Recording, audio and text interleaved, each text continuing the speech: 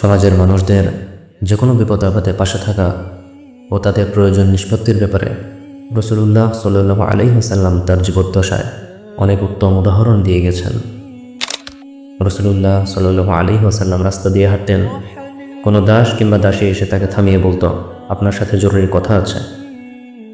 তখন এই কথা শুনে তিনি দাঁড়াতেন এবং তাদের কথা শুনতেন। কখনো কখনো তাদের বাড়িতে গিয়ে তাদের প্রয়োজন নিষ্পন্ন করে দিয়ে আসতেন। এমনকি তিনি মানুষের সাথে মিলেমিশে চলতেন এবং তারা কষ্ট দিলে তিনি সয়ে যেতেন। রাসূলুল্লাহ সাল্লাল্লাহু আলাইহি ওয়াসাল্লাম মানুষের সাথে চলতেন অশ্রুসজল চোখ, আন্তরিকতাপূর্ণ জবান আর মমতা ভরা হৃদয় নিয়ে। তিনি নিজেকে এবং অন্যদেরকে এক দেহ মনে করতেন। দরিদ্রের দরিদ্রতায়, দুঃখীর দুঃখে, রোগীর বেদনায় এবং অভাবের অভাবে ব্যথিত হতেন। একবার তার সিরাতের চমৎকার একটি ঘটনা বর্ণিত আছে। তিনি নিজের মসজিদে বসে কথা বলছেন সাহাবীদের সঙ্গে। দূরে সামনের দিকে ধাবমান কিছু লোক দেখা গেল। তিনি তাদের দিকে গভীরভাবে দৃষ্টিপাত করলেন। বুঝতে পারলেন তারা নজদ থেকে আগত মুজার গোত্রের দরিদ্র কিছু মানুষ। দারিদ্র্যের চাপে তারা আলগা কাপড় পরিধান করেছেন, অর্থাৎ তাদের এক একজনের অধিকারে একটি করে কাপড়ের টুকরা থাকলেও সেলাই করার জন্য সুতা ওই সুই কেনার পয়সা তাদের নেই। এজন্য তারা কাপড়ের মাঝখানে গোল করে কেটে সেখান দিয়ে মাথা বের করেছেন এবং বাকি কাপড়টুকু দেহের ওপর ঝুলিয়ে দিয়েছেন। এভাবে কাপড় পরেই এগিয়ে এলেন তারা। তাদের তলোয়ার গলায় ঝুলানো, ওই একটি কাপড় বাদে তাদের পরনে লুঙ্গি, পাগড়ি, সালোয়ার, চাদর কোনো কিছুই নেই। ক্ষুদ পিপাসায় জীর্ণ এবং তাদের এই নগ্ন অবস্থা যখন রাসূলুল্লাহ সাল্লাল্লাহু আলাইহি ওয়াসাল্লাম প্রত্যক্ষ করলেন, তখন তার চেহারা বিবর্ণ হয়ে গেল। তিনি মজলিস থেকে উঠে বাড়ির ভেতরে গেলেন, কিন্তু তাদেরকে দান করার মতো কিছুই পেলেন না। তিনি এক ঘর থেকে বের হয়ে নিজের আরেক ঘরে প্রবেশ করলেন। অনেক অনুসন্ধান করলেন, কিন্তু তাদেরকে দেওয়ার মতো কিছুই পেলেন না। শেষে রাসূলুল্লাহ সাল্লাল্লাহু আলাইহি ওয়াসাল্লাম মসজিদে চলে আসলেন, জোহরের নামাজ আদায় করলেন। তারপর মিম্বারে চড়ে আল্লাহর হামদ ও সানা বয়ান করার পর বললেন, আম্মা বাদ, আল্লাহ তাআলা তার কিতাবে নাজিল করেছেন, يا أيها الناس اتقوا ربكم الذي خلقكم من نفس واحدة وخلق منها زوجها وبث منهما رجالا كثيرا ونساء واتقوا الله الذي تساءلون به والأرحام إن الله كان عليكم رقيبا। হে মানব সমাজ, তোমরা তোমাদের রবকে ভয় করো, যিনি তোমাদেরকে এক ব্যক্তি থেকে সৃষ্টি করেছেন এবং যিনি তার থেকে সৃষ্টি করেছেন তার জীবন সঙ্গিনীকে, আর বিস্তার করে দিয়েছেন তাদের দুজন থেকে বহু পুরুষ ও নারী। তোমরা সেই আল্লাহকে ভয় করো যার দোহাই দিয়ে তোমরা একে অপরের কাছে চাও, এবং সতর্ক হও আত্মীয় স্বজনের ব্যাপারে, নিশ্চয়ই আল্লাহ তোমাদেরকে প্রত্যক্ষ করছেন।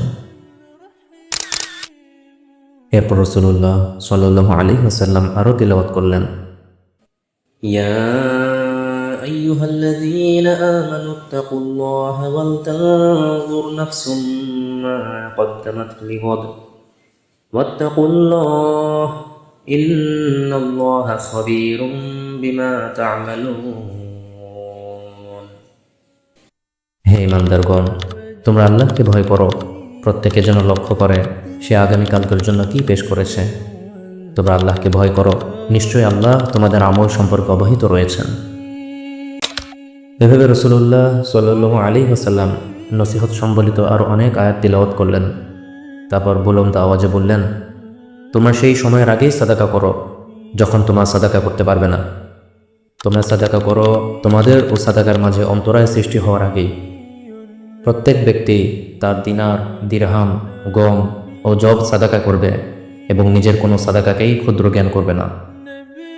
এভাবে রাসূলুল্লাহ সাল্লাল্লাহু আলাইহি ওয়াসাল্লাম বিভিন্ন রকমের সাদাকার নাম নিতে থাকলেন এবং এক পর্যায়ে তিনি বললেন, সাদাকা করো, চাই অর্ধেকটা খেজুরই হোক না কেন। এই পর্যায়ে এক আনসারী সাহাবী হাতের মধ্যে থলে নিয়ে দাঁড়িয়ে গেলেন এবং মিম্বারের কাছে গিয়ে সেটা রসুল্লাহ সাল্লাল্লাহু আলাইহি ওয়াসাল্লামের হাতে অর্পণ করলেন। রসুল্লাহ সাল্লাল্লাহু আলাইহি ওয়াসাল্লাম যখন সেটা গ্রহণ করলেন তখন তার চেহারায় খুশির ঝলক ফুটে উঠল। তিনি বললেন, যে ব্যক্তি কোনো উত্তম নিয়ম চালু করে সে অনুযায়ী আমল করবে, সে নিজের আমলের প্রতিদান পাবে এবং যারা ওই নিয়ম অনুসরণ করবে তাদের সমপরিমাণ প্রতিদানও পাবে, কিন্তু তাদের প্রতিদান থেকে কোনো কিছু কম করা হবে না। আর যে ব্যক্তি কোনো খারাপ নিয়ম চালু করে সে অনুযায়ী কাজ করবে, সে নিজের কাজের ভার বহন করবে এবং তাদের সমপরিমাণ ভারও তাকে বহন করতে হবে যারা সেই প্রথা অনুসরণ করবে, কিন্তু অনুসরণকারীদের ভার থেকে কিছুই কম করা হবে না। এসব কথা শুনে সাহাবীরা উঠে পড়লেন, যার যার বাড়িতে চলে গেলেন। তারা ফিরে এলেন বিভিন্ন প্রকারের সাদাকা নিয়ে। কেউ নিয়ে এলেন দিনার, কেউ নিয়ে এলেন দিরহাম, কেউ নিয়ে এলেন খেজুর, কেউ নিয়ে এলেন কাপড়। এমনকি রাসূলুল্লাহ সাল্লাল্লাহু আলাইহি ওয়াসাল্লামের সামনে দুটি স্তূপ খাড়া হয়ে গেল, একটি খাবারের আর একটি কাপড়ের। এই দৃশ্য যখন রাসূলুল্লাহ সাল্লাল্লাহু আলাইহি ওয়াসাল্লাম প্রত্যক্ষ করলেন তখন তার চেহারা মোবারক চাঁদের টুকরোর মতো ঝলমলিয়ে উঠল। তিনি এগুলো পূর্বোক্ত দরিদ্রদের মাঝে বন্টন করে দিলেন। সুবহানাল্লাহ। রাসূলুল্লাহ সাল্লাল্লাহু আলাইহি ওয়াসাল্লাম এভাবেই মানুষের প্রয়োজন মিটিয়ে দিয়ে তাদের হৃদয়ের অভ্যন্তরে প্রবেশ করতেন। মানুষের জন্য শ্রম, সময় এবং সম্পদ ব্যয় করতেন তিনি। একবার যখন হযরত আয়েশা রাদিয়াল্লাহু আনহাকে রাসূলুল্লাহ সাল্লাল্লাহু আলাইহি ওয়াসাল্লামের ঘরের ভিতরের ব্যস্ততা সম্পর্কে জিজ্ঞেস করা হলো, তখন তিনি বললেন, রাসূলুল্লাহ সাল্লাল্লাহু আলাইহি ওয়াসাল্লাম ঘরে এসে পরিবারের লোকদের কাজে অংশগ্রহণ করতেন। রাসূলুল্লাহ সাল্লাল্লাহু আলাইহি ওয়াসাল্লাম বলেছেন, আমি যদি আমার ভাইয়ের কোনো উপকার করতে পারি তাহলে আমি তা আমার এই মসজিদে বসে 1 মাস ইতিকাফ করার চেয়ে বেশি পছন্দ করি। সুবহানাল্লাহ। রাসূলুল্লাহ সাল্লাল্লাহু আলাইহি ওয়াসাল্লাম আরও বলেছেন, যে ব্যক্তি তার ভাইয়ের প্রয়োজন নিষ্পন্ন করে দেয় আল্লাহ তাআলা তার প্রয়োজন নিষ্পন্ন করে দেন। প্রিয় ভাই, আপনিও মানুষের হৃদয়ে প্রবেশ করার জন্য তাদের প্রয়োজন মিটিয়ে দেওয়ার পথ অবলম্বন করুন। কোনো একজনের হাসপাতালে যাওয়া দরকার, তাকে পৌঁছে দিয়ে আসুন। কোনো একজন সমস্যায় পড়ে সাহায্য চাইল, তাকে সাহায্য করুন। আপনার কোনো প্রয়োজন দেখা দিলে সহায়তা করার জন্য তারা প্রস্তুত থাকবে।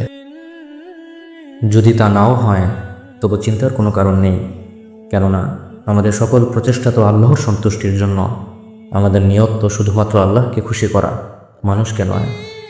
তখন মহান আল্লাহ আপনাকে নিজ হাতে উত্তম প্রতিদান দেবেন এবং নিজ অনুগ্রহে মানুষের অন্তরে আপনার প্রতি ভালোবাসা তৈরি করে দেবেন ইনশাআল্লাহ।